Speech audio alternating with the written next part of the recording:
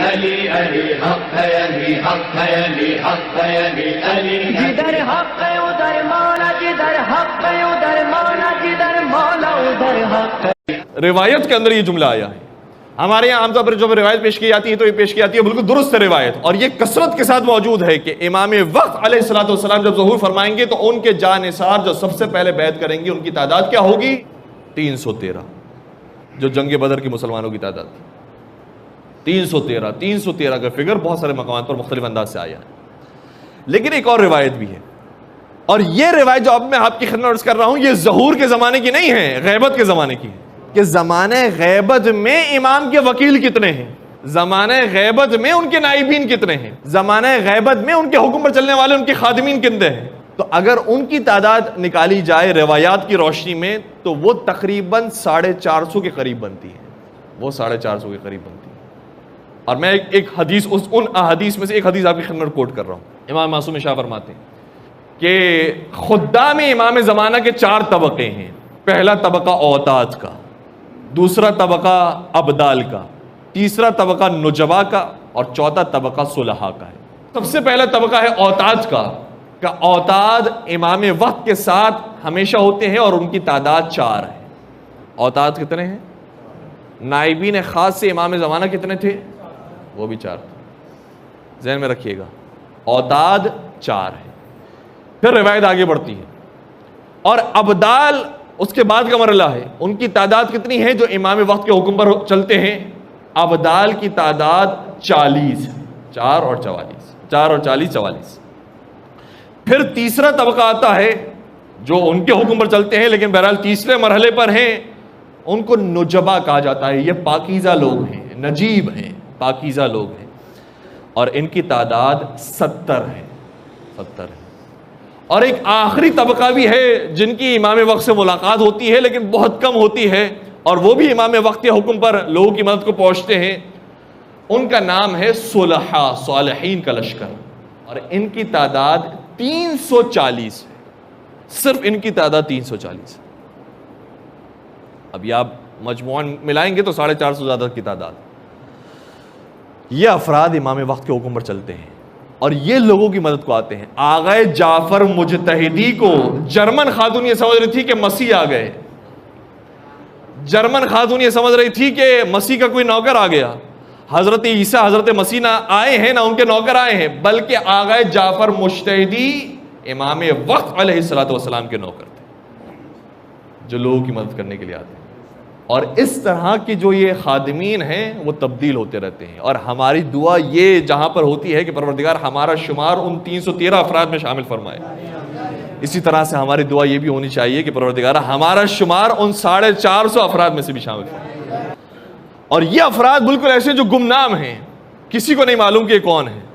ہو سکتا ہے کہ ہمارے یہاں جو صفائی کرنے والے ہوں ان کا تعلق ہو، جو عزاداروں کے برتن دھونے والے ہیں، نیاز کے برتن دھونے والے ہیں، ان میں سے کوئی افراد ہو سکتا ہے کہ جوتی سیدھی کرنے والے افراد ہوں.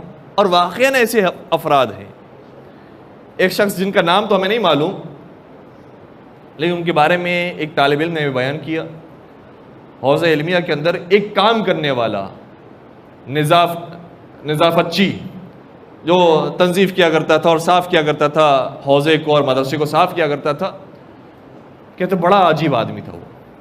ایسا نہیں کہ وہ صبح شام نمازیں پڑھا کرتا ہے، وہ ہر روز روزے رکھتا تھا، نہیں، وہ ایسا کچھ نہیں. ہاں یہ ضرور تھا کہ خوش اخلاق آدمی تھا، ہر ایک سے اس کی بات چیت تھی، ہر ایک سے ملنسار تھا. اور اس کی ملنساری اتنی زیادہ تھی کہ جب وہ اپنے کپڑے دھونے کے لیے بیٹھتا تھا تو پورے مدرسے میں آواز لگاتا تھا جس کو کپڑے دھلوانے ہیں وہ مجھے دے دو. اور لوگ یہ سمجھ کے کہ بڑا سادہ سا آدمی ہے، بڑا بھولا سا آدمی ہے، ہم بھی اپنے کپڑے دھلوا لیتے ہیں، اور جس کی جو مرضی آ رہی ہے وہ کپڑے اس کو دے کر جا رہا ہے. اور وہ بڑی خوشی سب کے کپڑوں کو دھوتا تھا اور کہتا تھا کہ میں تمہارے کپڑے دھو رہا ہوں تاکہ تم زیادہ سے زیادہ پڑھ سکو اور امام زمانہ کی خدمت کر سکو. تم یہ تکلیف نہیں کرو، یہ میں کرنے کے لیے تیار ہوں. جھاڑو لگانے کا وقت آتا تھا، یہ ویسے حوضے کو لگا رہے ہوتے تھے اور مدرسے کو صاف کیا کر رہے ہوتے تھے، لیکن کہتے تھے کہ میں تمہارے کمرے میں بھی اگر تمہارا کمرہ صاف کر دوں تم اپنی پڑھائی مکمل کرو، تمہارا کام پڑھنے کا کام ہے. اچھی طریقے سے تم پڑھائی کرو. اور لوگ بڑی سادگی میں آ کر اس کو کام پر کام دیے جاتے تھے. کہتے ہیں ایک دن میں نے, جو طالب علم ہو کہتا ہے کہ ایک دن میں نے کیا دیکھا کہ رات کا وقت تھا, سب لائٹیں بند ہو چکی تھی, پرانا زمانہ ہے, تاریکی چھائی ہوئی تھی, کہ اچانک میں نے کیا دیکھا کہ اس خادم کے کمرے میں روشنی موجود ہے. یہ تو ٹیکنالوجی ہمارے پاس نہیں آئی ہے, یہ اس کے پاس کیسے آ گئی؟ میں جا کر دیکھوں تو صحیح اس کے بعد یہ روشنی کہاں سے آئی. کہتے ہیں بس میں اس کے دروازے کے قریب پہنچا تو میں نے کیا دیکھا کہ یہ کسی لائٹ کا نور نہیں ہے, یہ کوئی شخص ہے کہ جس سے نور جاری ہو رہا ہے. اور میری جرت نہیں ہوئی کہ میں اس دروازے میں داخل ہو جاؤں. میں دروازے کے باہر کھڑا رہ کر سنتا رہا. آواز واضح تو نہیں تھی, لیکن اتنا سمجھ میں آ رہا تھا کہ یہ کچھ کہتا ہے اور وہ ہستی کچھ کہتی ہے, اور آپس میں گفتگو ہو رہی ہے. بس میں نے اتنا دیکھا اور میں جان گیا یہ شخص جس کو تو ایک عام صفائی کرنے والا سمجھ رہا تھا, یہ تو کوئی بڑی ہستی معلوم ہو. جیسے ہی وہ ہستی باہر نکلنے لگی تو میں اپنے آپ کو چھپانے کے لیے دور ہو گیا, اور وہ ہستی کمرے سے باہر چلے گی. جیسے ہی وہ ہستی باہر نکلی میں اس کے کمرے میں فوراً داخل ہوا. میں نے کہا کہ تم کس سے بات کر رہے تھے؟ کہا کہ کوئی بھی نہیں تھا. کوئی بھی نہیں, دیکھ لو کوئی بھی نہیں ہے. کہا کہ نہیں, میں نے سب کچھ دیکھ لیا. ایک نورانی ہستی تمہارے کمرے میں داخل ہوئی اور تم نے اس سے گفتگو کی. کہتے ہیں اس کا مطلب تم نے دیکھ لیا کہ میری کس سے ملاقات ہوئی.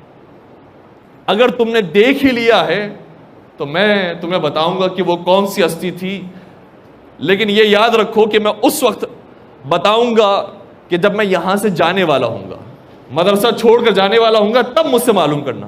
اور مجھے ٹائم بتایا انہوں نے, فلاں دن فلاں وقت میں مدرسہ چھوڑ کے چلے جاؤں گا.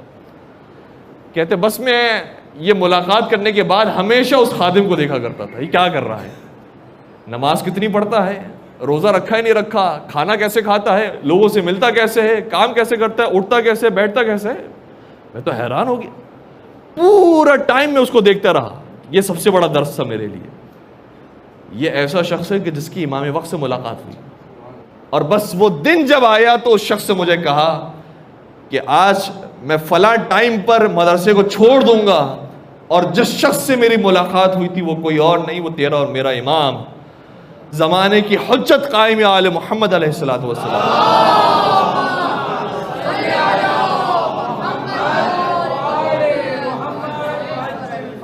انہوں نے مجھے منتخب کیا ہے. چونکہ اب یہ بہت تفصیل بیان نہیں کی, لیکن روایات کو جوڑنے سے اندازہ ہوتا ہے کہ یہ جو 450 افراد کی ٹیم ہے یہ تبدیل ہوتے رہتی ہے. جب کسی کا انتقال ہوتا ہے تو بعد میں افراد آ جاتے ہیں, یا کوئی نہ کوئی کسی نہ کسی معیار پہ پورا نہیں اتر پاتا تو پھر افراد کے اندر تبدیلی آ جاتی ہے. کہا کہ امام وقت نے فرمایا تھا کہ اس وقت تم ہماری خدمت میں حاضر ہونا تاکہ ہمارے خادمین کی فہرست مکمل ہو جائے. تو میں آج اس وقت اس مدرسے کو چھوڑ دوں گا, اور تم اس کا ذکر کسی سے نہ کرنا, اور میں اس وقت یہاں چھوڑنے کے بعد امام وقت کی خدمت میں جاؤں گا. کہتے ہیں میں دیکھتا رہا اس شخص کو کہ وہ کیا کر رہا ہے, یہاں تک کہ روزانہ کا معمول یہ تھا کہ طالب علم اس کو کہتے تھے کہ تم جب باہر جا رہے ہو تو ہمارے لیے بھی سامان لے کر آنا. کبھی کسی نے کہہ دیا دودھ لے کر آنا, انڈے لے کر آنا, فلاں لے کر آنا, فلاں لے کر آنا. وہ خادم کہتا ہے کہ اے دوستو میں جا رہا ہوں باہر کی طرف, کسی کو کوئی چیز تو نہیں چاہیے. سب نے یہ کہا کہ نہیں, ہمیں کسی چیز کی ابھی ضرورت نہیں ہے, آپ جائیں. بس سب سے خدا حافظی کرنے کے بعد, سب کو الوداع کہنے کے بعد یہ جانے لگا. اور جیسے ہی یہ مدرسہ چھوڑ کر گیا, اس طالب علم کی چیخ نکل گئی, اور جیسی چیخ نکلی سارے طالب علم جمع ہو گئے. کہا کہ تجھے کیا ہو گیا؟ کہا کہ جس شخص کو تم بڑا معمولی سمجھ رہے تھے وہ امام زمانہ کا نوکر تھا, ہمارے امام کا وہ خادم خاص تھا, اور وہ ہمارے مدرسے کو چھوڑ کر اب ایسا چلا گیا ہے کہ واپس نہیں آئے گا. کہا کہ نہیں تم مذاق کر رہے ہو. کہا میں مذاق نہیں کر رہا, یہ اب جب گیا ہے یہ واپس اب مدرسے نہیں آنے والا. یہ مجھے کہہ کر گیا ہے کہ امام وقت کی خدمت میں جانے والا ہے. اور جب کچھ وقت گزر گیا اور وہ خادم نہیں آیا تو سب کو یقین آ گیا کہ جو ہماری خدمت کر رہا تھا اس کا مقام اتنا بلند تھا کہ امام وقت نے اسے اپنے لشکر میں شامل کیا. تو ہمیں نہیں معلوم کہ اس محفل کے اندر, اس مجلس کے اندر اور ہمارے اطراف کے اندر کون کون ایسا ہے کہ جو امام زمانہ کی طرف سے خاص توجہ رکھتا ہے. لیکن دعا ہماری یہی ہے کہ انشاءاللہ ہم بھی اپنے تھوڑے سے معیار کو بلند کریں تاکہ امام وقت کے لشکر میں شامل ہو سکیں. علی علی حق ہے علی حق ہے علی حق ہے علی علی جدھر حق ہے ادھر مولا، جدھر حق ہے ادھر مولا، جدھر مولا ادھر حق.